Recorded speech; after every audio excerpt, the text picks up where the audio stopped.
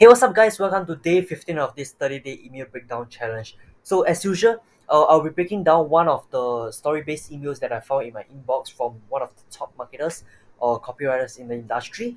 Yep. So, once again, welcome again to this day 15 of this challenge. I'm Leonard here, and today we will be breaking down one of the story-based emails from Frank Kern. Frank Kern he's one of the top direct response marketer, and he has pretty cool products at his website at frankkern.com. Yeah, you can go check it out. And he's also a consult. He's also considered a marketing consultant and coach. Yeah, so if you like to bring your marketing for your business to the next level, maybe you can check him out and see how he can help you. Yep. And from what I know about him, he's very authentic about his service or his products. Once he said is the product is expired, or the offer is ended, then he immediately closed that page without any hesitation or any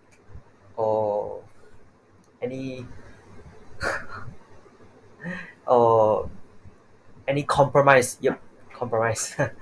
Can't get the word right. Okay, compromise. Yeah, any compromise. So you can go check him out at frankron.com. Without further ado, let's dive in today's email breakdown. Okay, so let's start out with the subject line. Waiting on my COVID test results. So this immediately creates. Okay, so for the past few breakdowns, right, I've been saying, creating the questions in their mind. Yes, this also create questions in their mind, but more importantly, right, this create fear in their mind for this case instead of a question. But it also create a question. So, for me, right, the question sounds like, huh? You mean you got COVID? So, yeah, I immediately click on delete. So, yep, that's the part that I think is the most catchy one. and and then after the subject line, he go on with the body copy. Well, then I might have COVID, but then again, maybe not. Waiting on the test results. So what's funny is I started feeling run down about 24 hours after I got one of those vitamin for drips that are supposed to help your immune system. Brag about how I never get sick during the entire procedure. Serve me right, but this email isn't about COVID, it's about you. So this is a very, very, very, very short personal story to transit to the reader. So the reason why he uses a story, right, is because he knows that it doesn't work if he just start out with the problem that he got from his the problem that his audience is asking him, the question that his audience is asking him about. So since he know that it doesn't work that way, right, then even though he has the solution for that problem, right, it doesn't impact his audience. So he wanted to start with a story, at least a story, even though it's short, right, but it's still a story. It drags them in to to his copy, his solution to solve their problem. So one thing to note about your business, right, is because is like one thing to note about your business is, um you know that you have a product that can solve their problem, but you don't but if you were to just start with the problem, right, that it doesn't impact them that much, because like the most common saying, right, facts tell, stories sells.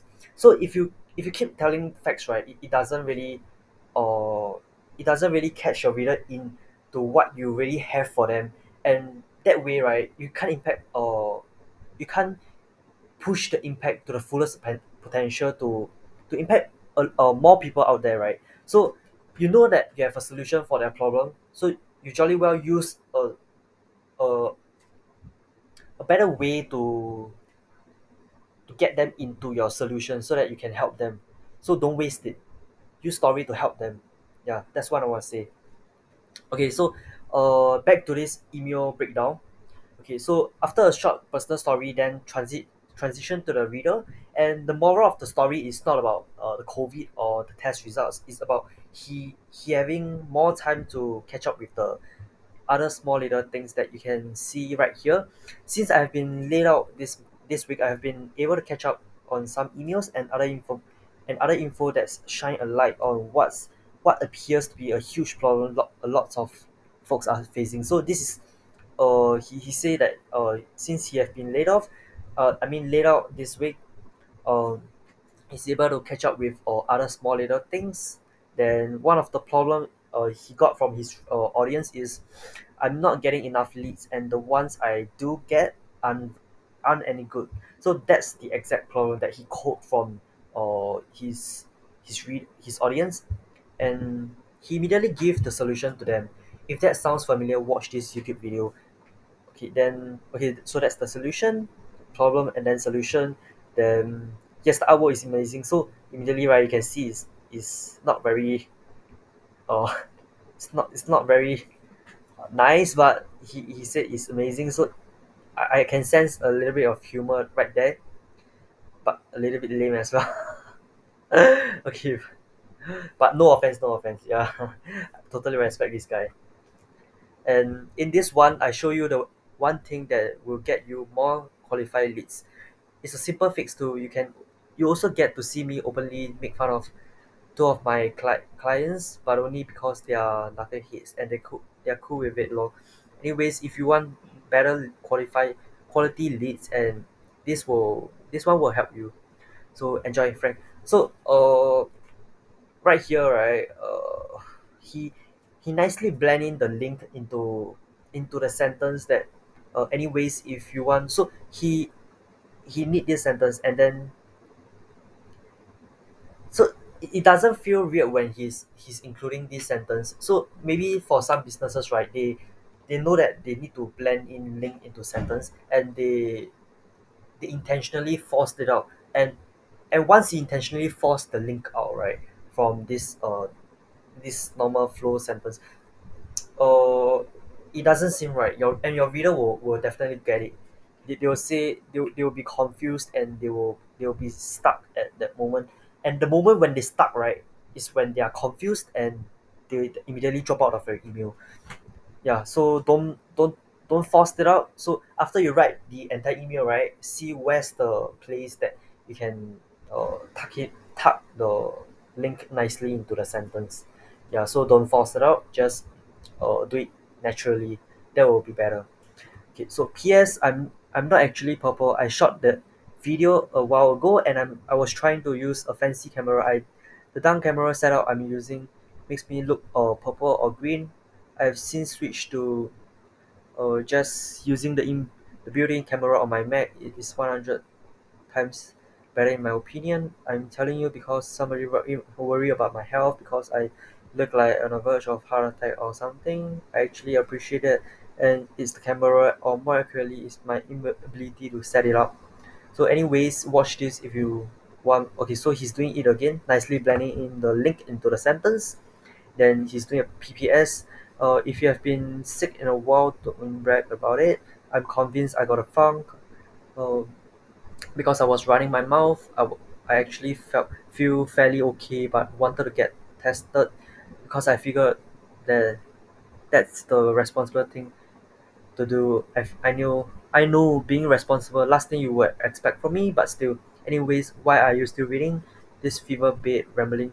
Watch the video, law is good. Okay, so honestly, I think that this entire thing is redundant in the PPS and the PS, but it makes the entire email feels more like a human talking to the reader. So it also helps him to mention the links a few more times, but more importantly, right, like I said at first point, right, it makes him feel like a human, feel like he uh feel like there's people caring for him, feels like he's getting in, he's not a robot that gets in reply with a PA, with a virtual assistant replying, "Oh, thank you. We will, we will, we will work on the feedback or something." So he's actually getting in feedback, uh, and he knows that people are writing in worried about his health. So this part makes him feel like a more human, and like not really. I'm not saying that he's not a human, but it makes him it makes the reader feel like they are actually receiving this email from an actual human being. Yep. And okay, I actually appreciate that, and it's the camera, or more accurately, my inability to set it up right. So this part, he's actually uh almost pushing the blame to the camera, but he uh quickly turned back to the responsibility to himself. Yep. And yep. So that's all. So I really love how he blends in the links all here. Yeah, it's really good. And okay, so the framework he used here is by telling a personal story, a very very short one, and before proceeding to the problem, then solution, and then more connection to the audience at the PS and the PPS, right here at the bottom. And two things good about this email is the sense of humor, makes him feel more like a human being, like I said, right, make the reader feel like they are receiving the email from an actual human being. And he reviews the audience problem very clearly, without, so that there's no guesswork left for the audience right here, exactly here. So he immediately quote from it without saying few, without saying it for few paragraphs about all the rubbish, but he immediately upfront mentioned this problem um about what the audience have, the problem of his audience. Yep. And one area of improvement is he could actually try to reduce the number of words. Yeah, so some of the words are really really redundant that didn't help to connect much. Such as maybe, let me see.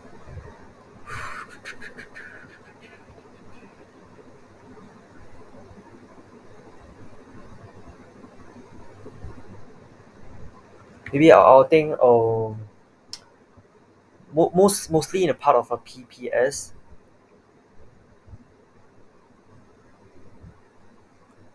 Yep. So he's talking about being responsible. Then he's also appreciate that, and that's the camera. So he's actually pushing the blame to the camera, but he immediately take back the responsibility and put it on himself. And actually he can link it back to being responsible, and then anyways why, so he can remove this PPS and join this last few sentence by with this last second last sentence of the PS, which is also about responsibility. Yep. And then he can end right there. Yep. So just that's just my comment that I think of it immediately right now. So if you have any comments about that that specific comments, or any comments about this entire email breakdown, just let me know at the comment section below, and I will get back to you as soon as possible. And like as usual, if you like it, give me a thumbs up below, and remember to subscribe to my channel so you get notified when a next video is uploaded. Right, see you later. Yeah.